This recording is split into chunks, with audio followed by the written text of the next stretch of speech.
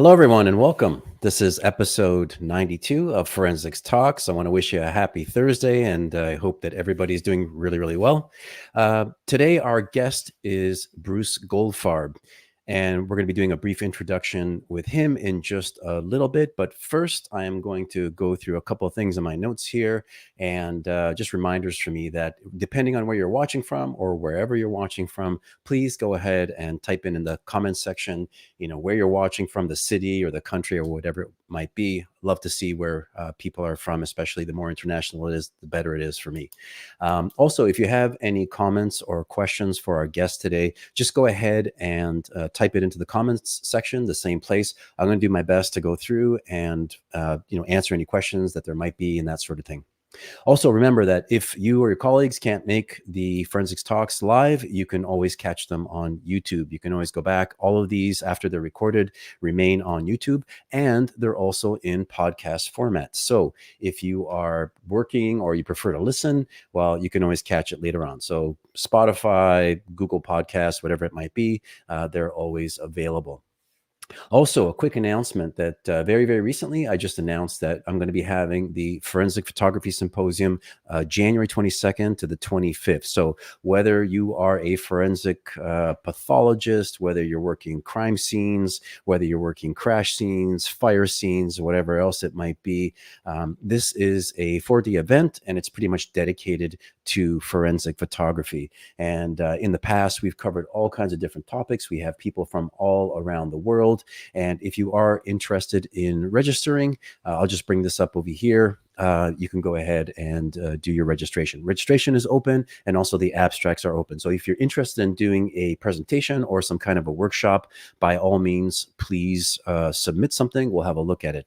There are discounts for students. So if you are a full-time student or something like that, just with proof of your student ID or courses and such, you'll get a 50% discount on the registration. So, and it's a great deal for 4 days. It's $150. And like I said, if you're a student, it's about $75. So a great opportunity here.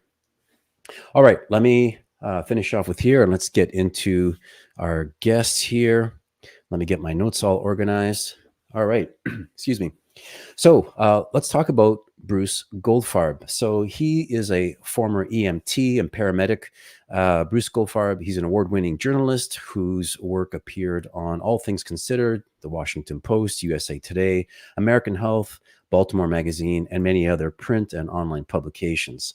Bruce was the executive assistant to the chief medical examiner for the state of Maryland from 2012 to 2022. And in that role, he was public information officer for the OCME and curator for the Nutshell Studies of Unexplained Death. And the Nutshell Studies is something that I'm going to be talking about. But his first book, 18 Tiny Deaths, was released in 2020, and I've got it right here. We're going to be talking about that. And if you don't know who Frances Glessner Lee is, she was a very important icon in the formation of a lot of forensic science early on, and she revolutionized the field of forensic death investigation. So we're going to be talking about his first book for sure, and his second book, which is OCME. Right here, it's Life in America's Top Forensic Medical Center. It details the precarious state of forensic death investigation in many parts of the country, which is failing to provide essential public health services to the public. Now, interesting story. Many of you know that I was in Romania about a month ago. And Dr. Popa, thank you very much. Great conference, and the people there were excellent. But as I was there was a virtual presentation from Bruce, and I actually had his book beforehand. And as he was presenting, it didn't register right away who was actually speaking, but it did click in later. I realized, hey, that's the guy who wrote the book. So I had it here, and subsequent to that, we have him here as a guest. So let me bring him on in here. All right, there he is. Hey, Bruce, how are you? Hey, Eugene, how are you? Hey, not too bad. Now, just for everyone to know, so Bruce got caught up and he's kind of stuck. So he's doing the interview or the discussion here from his vehicle. So, Bruce, yeah, thanks. I appreciate you still making it happen, even though you're kind of stuck there. Yeah, I apologize. I'm in Washington. I'm stuck on the road and unable to get back in time. So We do what we Yeah. can. We'll do what we can and we'll try to make it work. Um, so one of the things I was going to ask you, Bruce, is you have this interesting background where, you were an EMT. And so that sort of tells me that you had an interest in one particular area, but you also have an interest in writing, like a journalist writing articles. And of course, you've authored a couple of books here as well. So were were you from a young age or something interested in medicine, or were you more interested in writing stories? Like how did you what was your path like getting to where you were? My path was pretty circuitous, and I've always had an interest in, I guess, storytelling. Never really considered myself a writer, and was sort of a hobby and something that I was doing on the side. And after high school, uh, for lack of any better idea, I went to EMT school. Thought it was interesting. The emergency had been on TV, and Gage and DeSoto, and that whole thing sounded quite interesting. So I did that.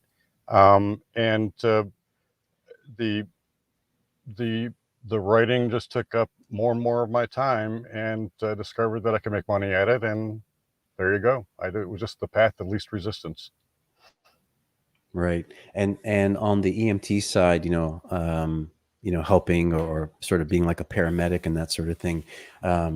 What was your interest there? Was that something that sort of just caught you by surprise, or was it something that, was in your mind from a young age? Well, it had been on television, the TV show, that was part of it. It was at the time, it was brand new at the end of the 1970s. There was a lot of federal funds to develop these emergency medical services systems. There was a lot of activity, a lot of training, and a lot of development that was going on at the time. And so, I worked as an EMT, and then I went for the advanced training to be a paramedic. I was in Memphis at the time and discovered that there weren't a lot of career opportunities. And so a lot of paramedics were going to nursing school to get the RN. Then you could work in an emergency department and teach and do other things. So I did that, and I did nursing school, almost finished, really did not want to be a nurse. And so I quit in my last semester. And that's when I learned about this program here in Baltimore at the University of Maryland in emergency health services, a program to train paramedic managers. So I did that, and that's where I got my undergraduate degree.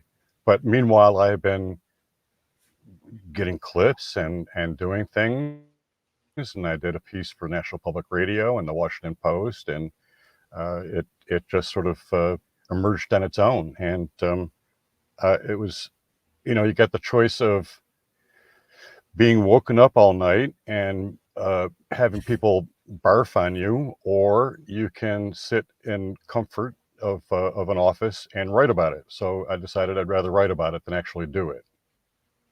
Right, right. And so does that mean, was your writing or were your articles sort of focused in one particular area, or were you writing about all kinds of different things? I started out a lot of medicine. I discovered that there was a market for people who were able to put together a coherent sentence and understood medical terminology. My first freelance articles were in paramedic journals, magazines, and I branched out to do general features and uh, profiles and business stories and other things bit by bit, and as the opportunities arose. But started out in my area of expertise, which has served me very, very well all along. Yeah. And so when did you first let's start with your first book, The 18 Tiny Deaths. When did the Mhm. idea come, to you that, hey, I'm gonna put together this book? I mean, obviously it caught some interest for you. What was the spark that initiated that whole adventure? Well, when I was at the medical examiner's office, I had the opportunity to spend time with the nutshell studies and learn about them more thoroughly, and being able to look inside the cabinets and um, have visitors come look at them. And I met members of Lee's family, and one person in particular was William Tyre, who is the curator and the director of the Glessner House in Chicago. And visitors to the Nutshells would ask the same questions over and over. What was she like as a person? Why did she get started in forensic medicine? And Bill and I commiserated about the misinformation that there was about Frances Glessner Lee in popular culture, that she was forbidden to go to college, that her parents disapproved of her work, and you know we said, it's a shame that nobody has written a biography of Frances Glessner Lee, and somebody ought to do that one day. And it became pretty obvious, there was a need for it because it hadn't been done, and there was a chapter in forensic science and forensic medicine history that was missing, and I just had the opportunity to be the person to do that. Yeah, it was really interesting. I didn't realize. I mean, I knew who Frances Glessner Lee was because a lot of the work that I'm doing on 3D modeling and 3D forensics and that sort of thing involves the Yeah. visual aspect of presenting crime scenes and things like that. And so I ran across this in an article once, and talking about her dioramas. She's got these little miniatures, Mhm. almost like Dalhouse miniatures, that were extremely detailed, but that the idea or the notion of bringing the crime scene to investigators or to a jury, so that they can look at it sort of objectively on a different scale, let's say, is really, really interesting. So, but what I didn't know, and I'm learning from reading the book here, is the impact that she had, and also the network of people that she was involved with. Like, that's pretty amazing. And for those that don't know, this is a very, very wealthy woman. Family was very, very wealthy, and so yeah, she I don't know if it's just she happened to be at the right place at the right time, but I think it. Would you say it had more to do maybe with her connections more than anything? I think it was being at the right place at the right time, and also having a very, very sharp intellect, very highly educated, and needing to have something meaty to do with it. And it was an intellectual challenge. And also, I think that she, above all, did it because nobody else was. It was a need that had to be met, and so she did it.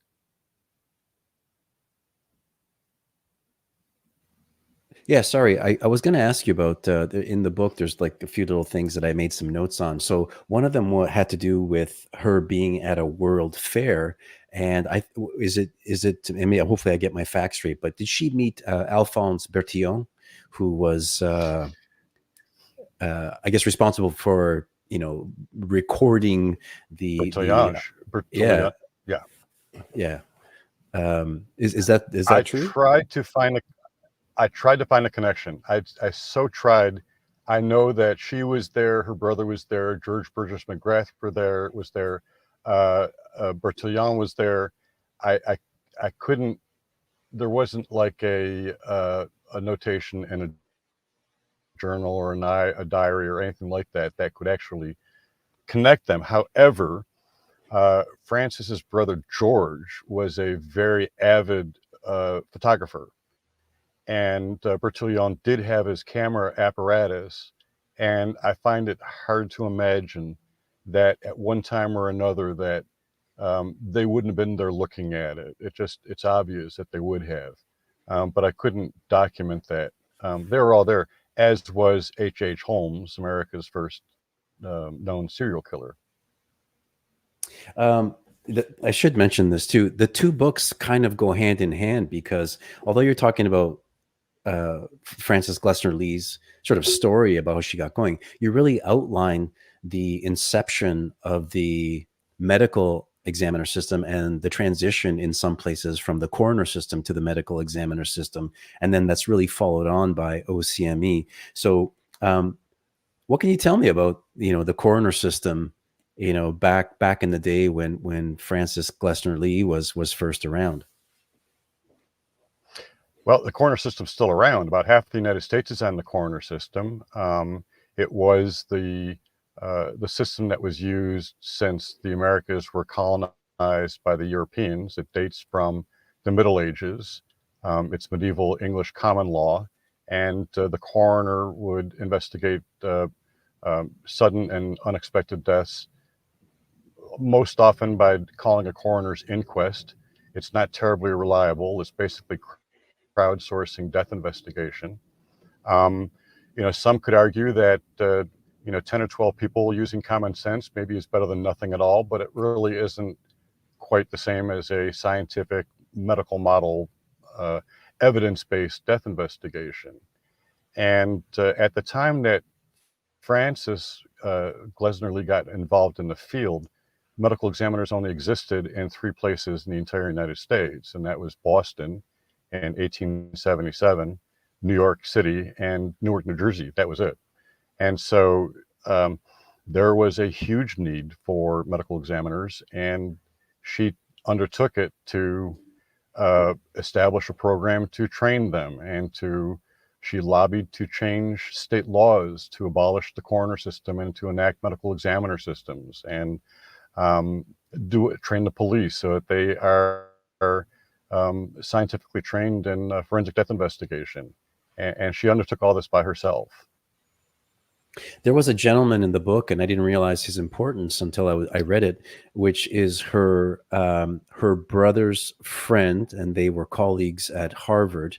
And what can you tell me about George, or Dr. George Burgess McGrath, and the impact that he George had? McGrath. Yeah. Yeah. George McGrath is really an underappreciated person in American forensic science. Boston had the first medical examiner's office in 1877, and McGrath was appointed medical examiner. He was the second person to hold that job in Boston in 1907. He was the first person. He had been trained as a pathologist in medical school, and so he was the first pathologist to serve as a medical examiner. And by definition, he was America's first forensic pathologist. And when he took the job, he realized that he didn't have the background or training or experience to do that, which was the field was then called legal medicine. And so he undertook basically a fellowship training program and went to Europe, to London and Edinburgh and Paris and the leading centers of medicine in Europe, and learned about legal medicine, the scientific principles of death investigation, and then brought that back to America. And he really introduced that approach in the United States. And he was really instrumental in lobbying and trying to get people to change, right, from the coroner system over to a medical examiner system. He absolutely was. There was the coroner system leaves a lot to be desired. It's a political position. They don't have any medical or scientific training, and so there's a lot of opportunity for corruption, incompetence, indifference, and so it's the way medical examiner is basically it's a field of medical practice.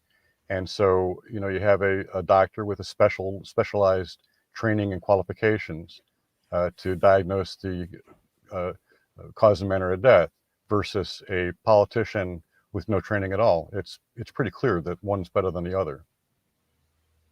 Yeah, I was surprised, because Frances Glessner Lee is putting in, like, she's funding a ton of this stuff for like I guess what would it be called, a legal medicine course or something like that at Harvard. A whole And department, an the whole entire department. Yeah. An entire department with a laboratory and a library and fellowship training, and she created a clinical field of practice. Yeah. She basically made an offer they couldn't refuse. And even for that time, I forgot what the total amount of money was, but it was a ridiculous amount of money. And didn't she put them in their will? Like, even when she passed away, she was going to give them even more money. I don't want to give away spoilers to the book, but Oh, she did tease them along. The initial gift was about $3.4 million, and there was the promise of much more if they did her bidding, and they certainly did use each other for their own purposes. So, I mean, Frances Glessner Lee was a very intelligent woman. She was very, very detailed and stuff like that. So, what can you tell us about how she sort of, or where the idea came from to do these dioramas, to do these nutshell studies, and what it meant, and what they were used for? Yeah. Well, in the there are three aspects to improve forensic medicine. You needed to have the laws that authorized medical examiners. You needed to have doctors who were trained. But the biggest and most important piece was the scene itself. You need to train the police because they are the first responders. They're at the scene of every sudden and unexpected death. Sometimes they're the only people who are at the scene there.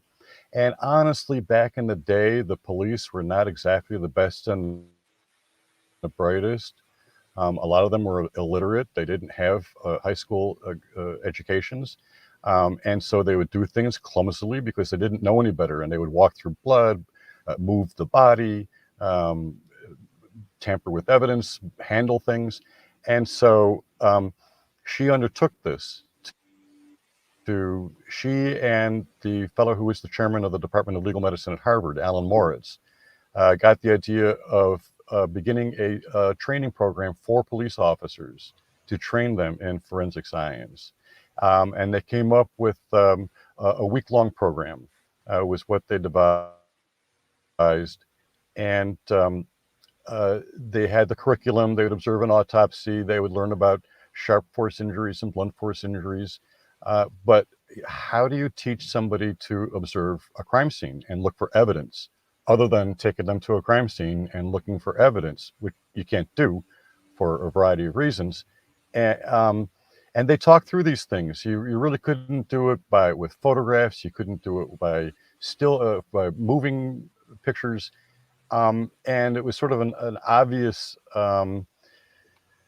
ingenious solution was to create three-dimensional objects. And models and miniatures were much more of a thing way back then. And so she had that skill set of the domestic arts, the sewing and knitting and model making and miniatures. And so it was just having, once again, being the person with that, being in the right place and have that solution for an innovative solution for a problem, which is still useful today. I'd like to move into sort of your role at the OCME, but there's a relationship between the nutshell studies. They were housed at the OCME. Were all of them there, or like how did they come into the possession there? They are all 18 of them that exist are at the office of the chief medical examiner in Baltimore. When Frances Glessner Lee died in 1962, by then her relationship with Harvard had soured. She was not keen on the department. Spoiler, she cut Harvard out of her will. Didn't leave him a dime. And she made it quite clear that Harvard was not going to get the nutshells. In any event, Harvard lost interest in forensic pathology, and they closed the Department of Legal Medicine. To this day, they don't have a forensic pathologist on the faculty at Harvard Medical School. And the fellow who was the chief medical examiner in Maryland, Russell Fisher, who had been one of the students of Alan Moritz and went through the program, and she knew him quite well. He was the chief here in Maryland, and he went to Harvard and said, "We'll do the homicide seminar." And Harvard said, "Great, you can have the dioramas, take them down there." And so they were brought down in 1967, and the homicide seminar has been held in Baltimore since 1968, ever since. Okay. Tell me about the introduction and your pathway into the OCME. And I said it before, but you had like the perfect job for you, right? Because you're not a doctor, but you're an EMT. You got training about the body and everything, but you're a journalist. You're a person who likes to communicate. And here you are in this public role where you have all the insight and perspective on what's going on inside, but you're dealing with people all the time on the outside, and you have to respond to maybe news people or the public or like whatever. So super cool job. And but How in the world was that? I mean, was that an existing job that nobody had, or was this a new role that was made up and you were the first one in there? My understanding was that I mean, the chief had a secretary before. She actually was killed by a city bus, and so their vacancy was there. But they had changed the job description a little bit. I in 2012, I was doing hyper local news. There was an organization called Patch, owned by America Online and Huffington Post, and I was covering a community called Arbutus, where I live. And there's a guy who was in my community who worked at the OCME, and I knew that they had just opened up this state of the art forensic medical center. And I asked Mike Eagle to take us if he'd arrange a tour for us. And they mentioned that Mike mentioned while we were visiting that they had this job opening as an assistant for the chief, working directly for him. And an ideal candidate would be an EMT who had journalism experience. And I said, well, yeah, that's me. And they told me later that there was nobody else who was even close to it. It was just so obvious that it was made for me. And it was interesting in that, over the course of all these things, when I was in nursing school, I used to work in psychiatry. Years ago, when I volunteered at a crisis center, and so I had experience with um, uh, critical incident, crisis, and these sorts of things. And so, he had me basically in charge of customer service. And a lot of the investigators, when I mean, they're city people, and you get in their face, and they're going to get right in their face, right back to you, which is not good when somebody is upset and complaining about the death of a loved one.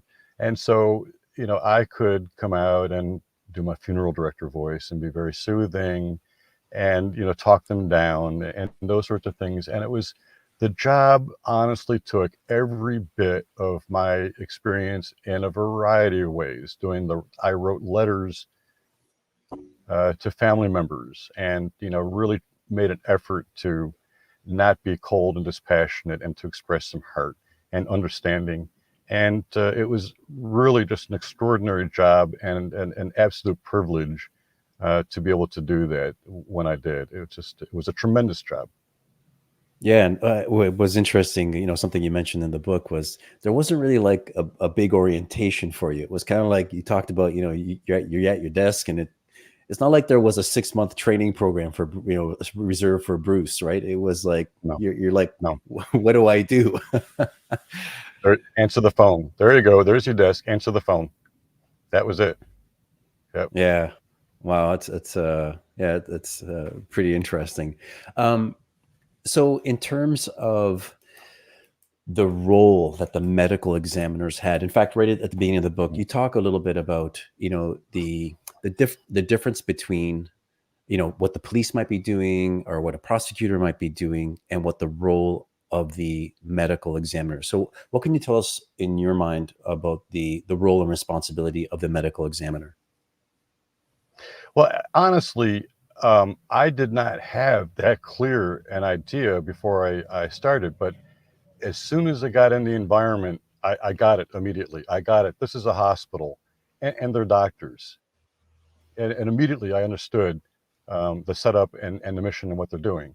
And they're doctors doing a diagnosis, and the autopsy is a physical examination, and the cause of manner of death is the diagnosis. And so, got it.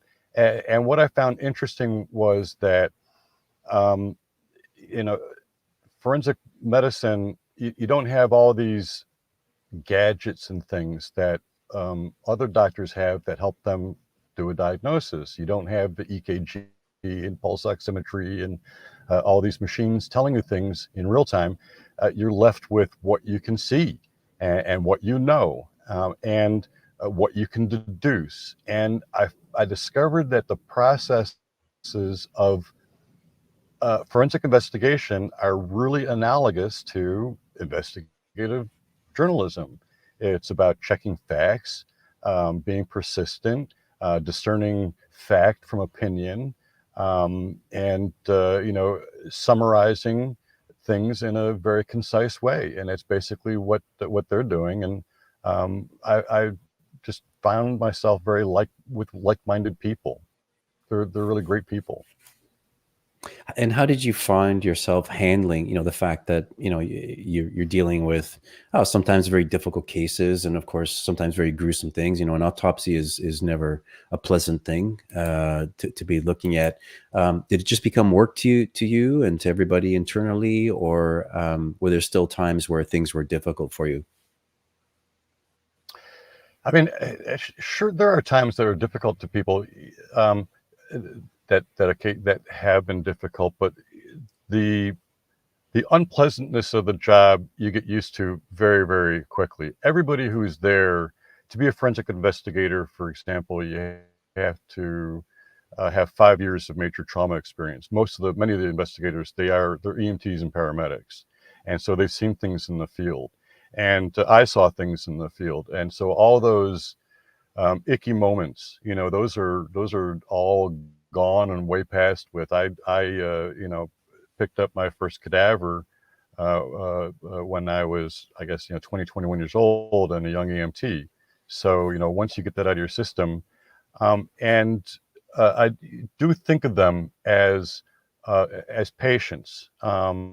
They call them decedents, but it's very analogous to, say, a clinic or an emergency room, where there's a flow of people coming in and out, and they're going to X-ray and various things, and so the environment was very familiar to me and very comfortable. Okay.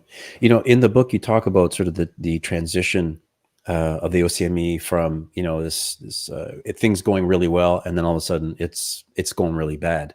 And I wanted to Yeah. ask about, I mean, you have a new, they had upgraded the buildings over the years. They started in like a really, really bad situation. They kind of gave them a building near where all the sewer stuff was, or sort of a rough part of town. And then over the years, you ended up in this really high tech facility. But why did it work so well at the beginning? Like, what were the factors that contributed to a really successful operation? Because it sounds to me like the OCME there was a beacon, really a model, a model enterprise, just where something It where people was. could really look up to. It worked well because it was a smooth running operation. During its 80-year history, from 1939 till 2019, there were only 4 chiefs in the entire history of the organization. So there was a sense of consistency and stability. In some places, um, it in some places, when somebody say, "Well, we do it this way because that's the way we always do it," is a questionable reason. But in this case, that's the correct one, because these are tried and true methods. This is the way we do it because this is the way that avoids problems, and so forth, and so on. So, Dr. Russell Fisher, who was the chief from 1949 till 1983, um, really had a lot to do with policies, procedures. He literally co-authored the textbook with Werner Spitz on the medical legal investigation of death. And so, things were done at the OCME, and it ran like a smooth running machine. The average cost to operate an accredited forensic medical center in the United States is over $4 per taxpayer per year. And the OCME was operating at $1.97 per taxpayer per year. So it was well below the average for the field. And so it, it ran because they were extremely very good doctors and had a system that ran smoothly. What happens when you double the caseload? That's going to create problems. And in time, this is what happened through the opiate epidemic beginning in 2013. And it just caused the cases to skyrocket, which leads to excessive caseloads with the medical examiners, which leads to dissatisfaction, and then they leave, and then the caseload increases for others, and if you get into this vicious death spiral, which is what happened. Okay, and clearly the population growth of Baltimore, Maryland, that was, I'm assuming, a smaller contributor than everything else. Dr. Fowler said that the increase in caseload can't be accounted by the increase in population itself. He ran the numbers, and I don't have them off the top of my head. I could look it up. There's, population of Maryland increases something like 50,000 a year. If you assume that the number of those people who will die, or the number of those who will need forensic investigations, it increases it modestly, but it's not going to cause medical examiners to have double the caseload that is acceptable by the National Association of Medical Examiners standards for accreditation. Um, being at the medical examiner's office, I mean, you have insight into how people are dying. And so, was there an early indication of the whole opiate disaster and the different types of drugs that were coming through? I mean, you guys are, I'm assuming, are going to be the first people who see this sort of thing. Is that true? It there there there's a pretty big noise to signal ratio, in that the uptick in opiate deaths due to fentanyl really began to emerge at the end of 2013. And I mean, there's an awful lot of, I forget what it was, I think it was 1,200 um, drug and alcohol deaths in 2012 or thereabouts. And so the number of fentanyl deaths that first year, I believe, was like 35. And so it didn't really, until you looked for it, but it became much more apparent year after year after year when the numbers kept going up. Now, when people come through, I of course, I'm up on the fifth floor. I don't see every case, but about 2/3 of the cases that go through the medical examiner's office are natural causes anyway. So I personally don't see an increase in one thing or another until the annual report's done and the numbers are compiled and you look at it in retrospect. But obviously, other people, the tox lab and other folks, were keeping an eye on that sort of thing, and that's what they do. At what point did you know things were going to be seriously problematic? Like, the story about, the frog sitting in the water, and as it gets hotter and hotter, he doesn't jump out because he doesn't know it's getting hotter and hotter. Was it something like that, or was it very evident to everyone there that, hey, we have a problem and it's just going to keep getting worse and worse? Honestly, when Dr. Fowler left, um, it was bad. It was bad. It was clear year after year the situation's getting worse. I mean, numbers don't lie, and there's the data, there's the charts. We are running headlong towards a wall. The wall is directly ahead of us. We are going to hit that wall, and the wall's coming, and that's what happened. We hit the wall, and I when the chief left, Dr. Fowler, and they were really unable to get a replacement. That told me a lot, that nobody really wants to take over. They did have, they appointed Dr. Victor Whedon, and he served for a year. He wasn't able to fix it. He left in February of 22. They'll be going on almost 2 years now. It's over a year and a half. They still have an acting chief. They have doubled the salary from what they're paying Dr. Fowler. They still can't get somebody to take the job, so they don't have a permanent chief. I don't think it, it's just it's a bad situation, and I don't know what the outcome is going to be. Yeah, wow, that's crazy. And why is it so difficult? I mean, to get funding, like you know, what I mean, like you'd think that you need more doctors. You've got the cases going up. People are dying, and Yeah, you had like a crazy backlog of bodies that were sitting yeah, at the facility there. So why is it so yeah. difficult for people to fund? Well, Dr. Fowler always said that dead people don't vote and living people don't want to spend money. But the medical examiner's office was always one of those things. It worked. It always worked. Uh, Cases were in and out within 24 hours. They did that for over 80 years. Just do that.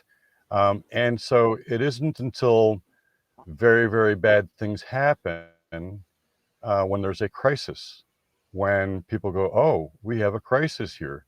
We'll throw some money at it. Let's hire somebody, let's fire the chief and bring somebody in who can fix this. And then problems persist and they fire that chief and, rinse, repeat, and go on and on and on.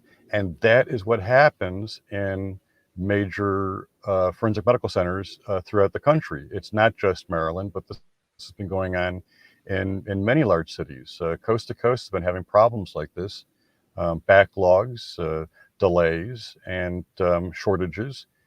And people are being fired and quitting and left and right.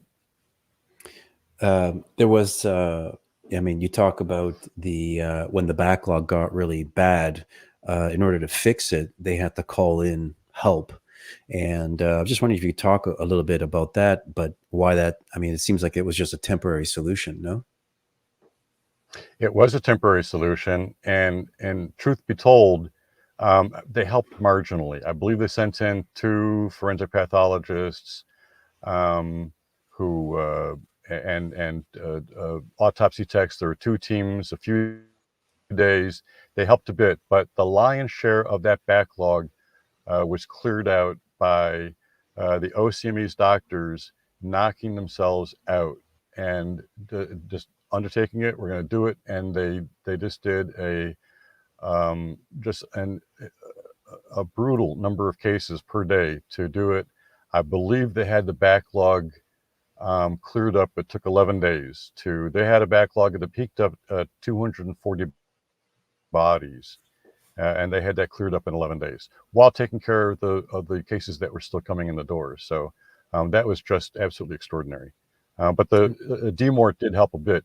It really it was a psychological thing. It was literally throwing in a towel and having to basically admit that you're a disaster in order to get their help and to do that. And it was psychologically that really meant a lot because it's not too much to it's not overstating things to say that the OCME it was a beacon and it was a gold standard that many people regarded as if not the best, one of the best, and to see it um, fall to such depths and to become literally a disaster was just heartbreaking. So what happened in your case? After you were there, you saw that you're there, you're going through very difficult times. You see this decline. At what point did you decide, I need to move on? It was things started deteriorating once Dr. Fowler left. There was an exodus. People were leaving. Several doctors left, and then people in the IT department left. And it was people were leaving. The chief of investigations left, and it was the morale just it was awful. I was the person who was getting the phone calls, the complaints from the public and family members when an autopsy was delayed, and I, you know, had day after day after day for weeks and weeks speaking with irate family members who are upset and angry and crying and threatening. More than once, I had people come down and threaten they're going to punch me out, and you know that, and then COVID.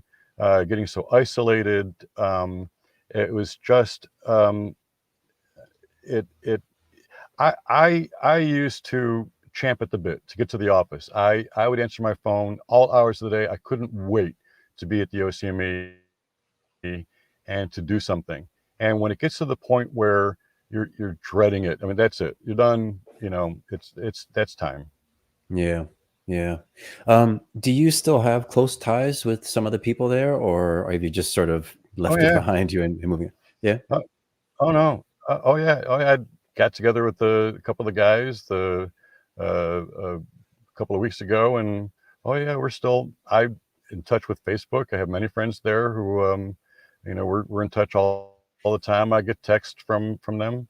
I have my sources. I know what's going on there, but I still have many friends there. Sure. Okay. I meant to ask you before. I didn't. So let me back up for a second. But what would you say, in your opinion, was, let's say, one of the most important pieces of technology that was used at the OCME? Ooh, important. Hmm. They did a lot of really innovative things. They had a full body low dose X ray machine, which was very cool. They were one of the few forensic medical centers to have that. They also had a CT machine, and they were able to do amazing things with, because you can look layer by layer and look just at the soft tissue or just at the bone. But the coolest thing that they were doing was Dr. Fowler and a couple others were doing 3D printing skulls. They would take data from the CT and feed it into the 3D printer so they could actually reproduce injuries. And that would be a visual tool that they could take into court. It was actually accepted as evidence in court and show a jury, which are made up of lay people.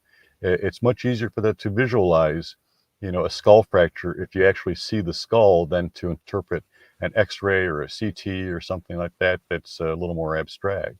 But in terms of what is importance that the OCME developed, it's the system approach to forensic death investigation, the policies and procedures that they had hammered out over decades, and you know, that was really the. I hate to use the expression "the Maryland way," but the way they did things was what the most important thing that they developed, and it is the it's a shame to see that being lost. Everything done was done by consensus. So it's not like on the TV shows where there's a medical examiner working by his or herself, but they do morning rounds every morning, so everybody gets to see what's going on. They examine the decedent, and it's a you know, a real collaborative environment. Did the OCME have any close ties with, universities or other medical examiner officers? Did you ever host people there, like doing like little internships and things like that? Right. Oh yeah, all the time. It was the training site. They did the fellowship program for 6 medical schools in the Mid-Atlantic, the 2 in Maryland, Georgetown, GW, Howard University, Armed Forces University. Um, a lot of people visiting from various places. You know, a lot of folks just wanted to come in and see how things were done, spend a day there, see how morning rounds and afternoon conference was done. But they did an awful lot of that. They took that part of their mission very seriously. Okay. Who is the chief medical officer at the moment? Stephanie Dean is the acting chief. She has been for a while. She's really very good. She's a wonderful person. I don't know what the plan is long term, but she's the chief right now. Okay. Well, let me ask you now, post OCME, do you have plans for writing? Do you have plans for books? Do you have, what can you tell me about your plans at the moment? Yeah, I am. I'm working on the next thing, which is something I've been wanting to write about for years and years, about the events of January 13th, 1982, when Air Florida 90 crashed into the 14th Street Bridge. A lot of people remember that stunning video of the guys being rescued, the people being rescued from the water from a Park Service helicopter. And most people don't know that just minutes after that airplane crash, the DC's brand new state-of-the-art subway system, the Metro, had its first fatal derailment. So the first responders had to handle two simultaneous disasters while the city was paralyzed by a historic blizzard. It's absolutely epic, and so it's a lot of fun. Yeah, I'm sure that's going to keep you busy. I mean, you obviously did the presentation virtually in at the Romanian conference, but do you get requested to do that sort of thing, like for other medical examiners or for other pathologist conferences and things? Because I think, I mean, the story that you have to tell is kind of important, and I've got to guess it's not. It's got to be common throughout the United States. It is common throughout the United States. I have done a few. I really haven't been as aggressive, is that the right word? Proactive in terms of marketing myself. I should be going to um, the NAME conference and the Association of Forensic Science and those sorts of things, and doing more like Judy Melanik and a lot of other people do. I should. I have spoken at several conferences. The George Popa in Romania is very nice, and has asked me to speak for a couple years in a row. And thanks to you, I think I will be going to Bucharest next year. I'm looking forward to that. And it would be great if we could hang out in Bucharest. But I absolutely agree that this is something that it's not limited to Maryland, and it's one of those things that most people, their impression of forensic death investigation is based on these TV shows, and they think that they're infallible, that anytime somebody dies, there's this crew of well-trained professionals who come and they go to the scene and they comb for evidence, and the fact that doesn't happen. The medical examiner's office is one of those things that most people will never have to deal with in their life, thankfully. And so most people don't, it's just not in their horizon. It's just not on the radar. And, I do think it's a pressing issue nationwide. And I'm absolutely all for more talking about it. Well, I certainly enjoyed your books, and I'm just going to bring them up here on the screen. And for those who want to find out more, they can just go to brucegoldfarb.com. I'm not sure if there's somebody somewhere else that they can go. Now you're on LinkedIn too, I believe, right? So I'm on LinkedIn. You can get me on Facebook. I'm on the Twitter, X, whatever it's called. I think it's Bruce_Goldfarb. I'm on Instagram and my kids talked me into doing TikTok, so I'm all over the you've place. got TikTok too. I got a TikTok. Right, good. All right. Yeah. I guess I got to do that too. I haven't quite done that one just yet. But look, Bruce, thank you so much for your time. I hope we do. I hope I see you in Romania next year. It'd be great to hang out and talk some more.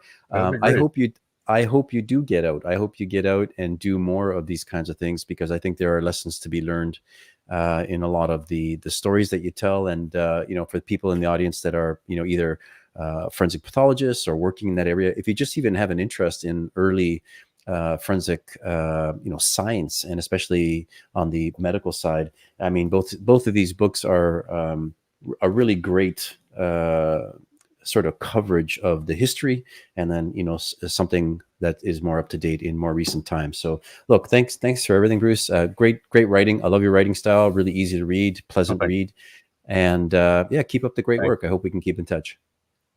Thanks so much, Eugene. It's been a lot of fun. Thank you for having me. All right, great. Hey, have a safe drive home, and do me a favor, just hang back for a sec. I'm just going to make some closing comments. I'm here. All right, thanks.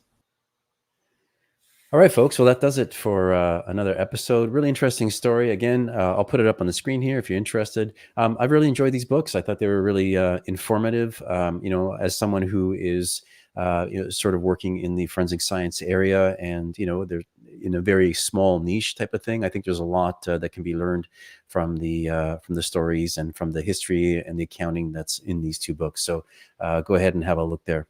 Also, don't remember, we're definitely going to have the Forensic Photography Symposium. If you're interested, just go ahead, go to the website, make sure that you register. You can find out more. If you have any other questions or anything like that, you can just go into the chat window and type a message. It comes right to me, and we'll do our best to respond to you regarding the Forensic Photography Symposium in January. So we're going to leave it at that. Thank you very much. I wish you all a very, very happy Thursday and hope to see you all soon. Take care. Bye-bye.